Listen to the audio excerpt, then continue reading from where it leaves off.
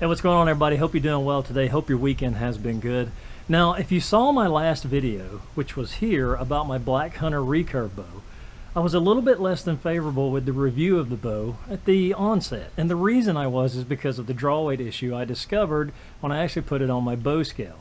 And I was on the fence about sending this bow back, but I decided to do a proper setup on it, get some correct arrows for it, and get out and shoot it and see exactly what I thought about it. So I wanted to redo this review and then let you know or give you an update after I've been shooting it for a couple of weeks. So stick around, we're going to talk about that here in this video. So love it or hate it, the Black Hunter Recurve and its counterpart, the Black Hunter Longbow, have really gotten some traction here on the internet and a lot of Amazon sales. Now, with the bow, you're going to have to take into consideration a few things. You're going to have to really inspect it when you get it, if you do decide to purchase one, because there have been some issues with it as far as the limbs and the limb tips, and possibly some other issues as well that hadn't been put in a review. Myself, I think I got lucky. The only issue I've had with this bow is quite simply this. We talked about this before. I ordered a 45-pound draw weight. I actually received a 50-pound draw weight. So once I got that sorted out and got the proper spined arrows for the bow, I've been shooting it, and to be honest with you, I'm really enjoy shooting this bow. It's actually a solid performer. So a couple of things though that we need to take into consideration is when I did the initial review, I made a statement that it didn't come with any documentation. Now I got a pretty negative comment about that. I think the comment was, you know, why do you need documentation? You put it together, you go out and shoot it, they're great bows. And it was kind of an LOL thing. But here's the thing, when you order a bow, no matter who the manufacturer is, or no matter where you get it, you want to make sure that you know how to set this bow up right out of the gate, because if you don't, it's going to lead to a lot of problems, performance issues, and it could even damage the bow if you do it incorrectly. So the documentation is important. Now I did a quick internet search, came up with the documentation for the bow, and here are some of the specs on the Black Hunter Recurve. First and foremost, you can get this in different draw weights starting at 30 pounds on up to 60 pounds in 5-pound increments. And that's really a good thing, because you can change out the limbs with the limb bolts here to either increase the weight as you get stronger shooting, or if you want to decrease in your weight for practice or whatever reason, then you can also do that as well by purchasing additional bows. The max draw length on the bow is 31 inches. The bow is an AMO 60-inch in length, so that means your string is going to be a 56-inch string. Your brace height recommended by the manufacturer is between 7.5 to 8 inches. Mine is currently set at 7 3/4.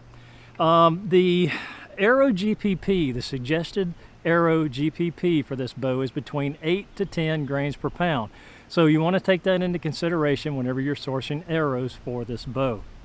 Now the shelf is supposedly cut 1/4 past center, and it says that it has a 1/4 inch positive tiller, but I've measured the tiller on this and I don't see that there's any difference between the positive and negative, nor is there any way to adjust that. So I don't know if maybe it's just something with my bow that I got, or I don't know, maybe it's just wrong altogether. I couldn't tell you. So all in all though, the draw weight issue aside, I've really been enjoying shooting this bow. Okay, so now that we know the specs of the bow, now comes the fun part. We get to set it up to our liking or to how the bow performs its best.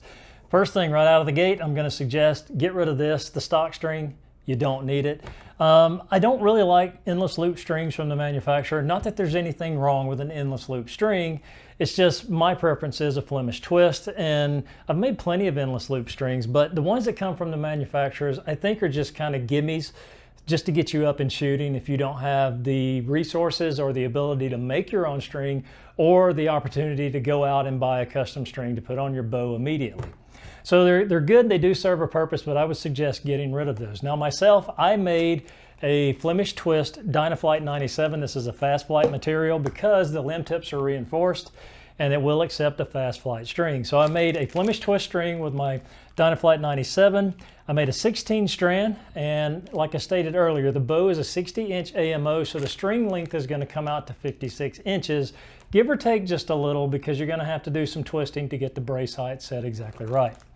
The next thing I did for center serving is I used a product called Flex Evo 15. This is a 0.019 center serving, and this plus the Dynaflight string my nocks have no problem releasing cleanly and getting a clean shot every time I draw back to release the arrow. So you might want to consider using this if you, just for any of your center serving. I've really had good success with this. This is a braided red and black.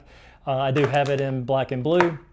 But again, I've not seen any failure with this over the time that I've been using it. So that's the first course of business. Get rid of the string, put a new string on there. You're going to see an improvement in overall performance immediately once you do that and once you get your brace height set. Now, the other thing too that I had to do was normally I shoot about 5/8 at a nock height on my string. I had to move up to a 3/4 because of the radius of the shelf on the Black Hunter Recurve. And once I made that little bit of a change, it actually made the bow perform even better. So again, get rid of your string, put a new one on there as soon as you possibly can. Another thing too I want to mention was arrow selection. Because the bow has an 8 to 10 GPP or a recommended 8 to 10 GPP, I went with a very heavy grains per pound arrow. The arrows that I've been shooting are these Easton 2219 Stalkers.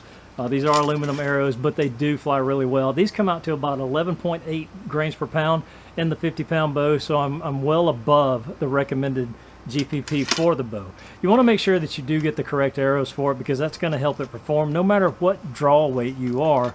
Make sure you match your arrows, the spine and the GPP, because you want to make sure that you get the best performance from the bow and that you're being safe when you're shooting. Okay, so now we have a proper setup. We've got a new string on the bow, we've got the brace height set, we've got the nock point set, everything is ready to go and ready to shoot. So the next question is, how well does it shoot? Well, again, I put about 700 shots through this bow, and I can tell you that every time I shoot this bow, I become more and more impressed with it. And I really didn't think that I would because of the initial issue I had with the draw weight being incorrect for the bow that I ordered. But overall, I can't say enough how well this bow shoots. So I've been recording some video of some shots I've been taking. So let's look at those right now, and you can kind of hear how it sounds. Overall, the bow shoots very, very quiet, especially with the Flemish twist string on here and then the silencers. These are just synthetic wool. I need to get some real wool. Maybe that would help it a little bit more. But overall, the bow's a solid shooter, very quiet, no hand shock to note, very solid.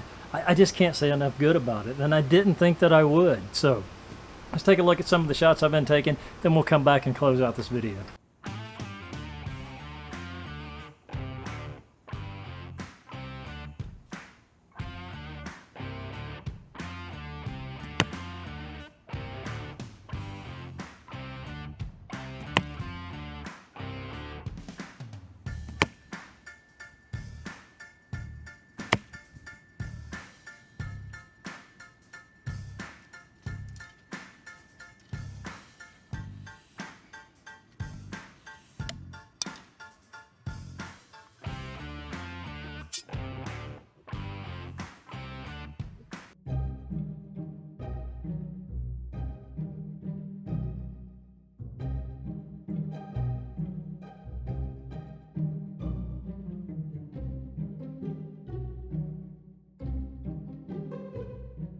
Man, what a great shooter this has turned out to be.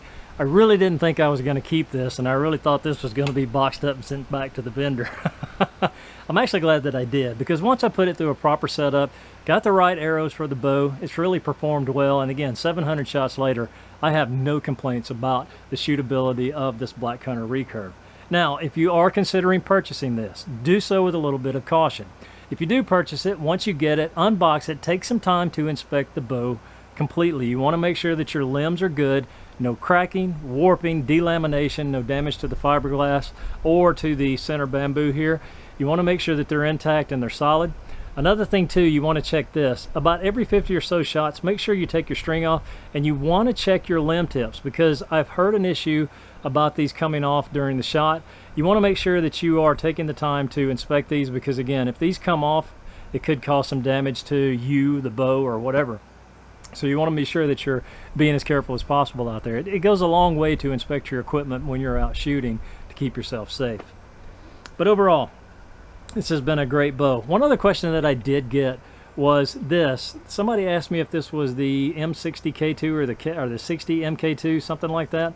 That's an updated version of the Black Hunter Recurve, and that's because of the shape of the limbs at the end of the limb here. I don't really know. I can't find anything that's going to verify that for me, so I'm really not going to worry too much about it. It could very well be the updated version. I don't know. There's so many vendors out there selling this there's really no telling what you're going to get. And to quote one of my comments that I got, it's kind of like the Wild West out there buying stuff off Amazon these days. So keep that in mind whenever you're ordering the Black Hunter Recurve. Overall, I'm impressed. If I had a chance to buy it again, I probably wouldn't, but I would like to try the longbow version, so I may end up picking up those limbs as well at some point, because I've heard really good things about that, and I've heard some really negative things about it too. But again, as far as I'm concerned, with the one minor issue that I was able to work through, that's the draw weight that I actually received, I'm overall impressed with it, and I think I'll keep it and just keep shooting it and see how much mileage I can actually get out of it. So thank you for coming by today. Thank you for checking out my little review. Hopefully you enjoyed it. If nothing else, maybe it entertained you just a little. And if you're new to my channel and you like what you see or you like the content here, please give me the thumbs up if it's worth it. If it's not, you can give it the thumbs down too. I'm good either way. That's kind of how I roll. But I do appreciate you coming by. I do appreciate my subscribers. Thank you. I can't thank you enough, and it means more to me than you really know. So have a great day, a better day tomorrow, and a wonderful week ahead of you. And until next time.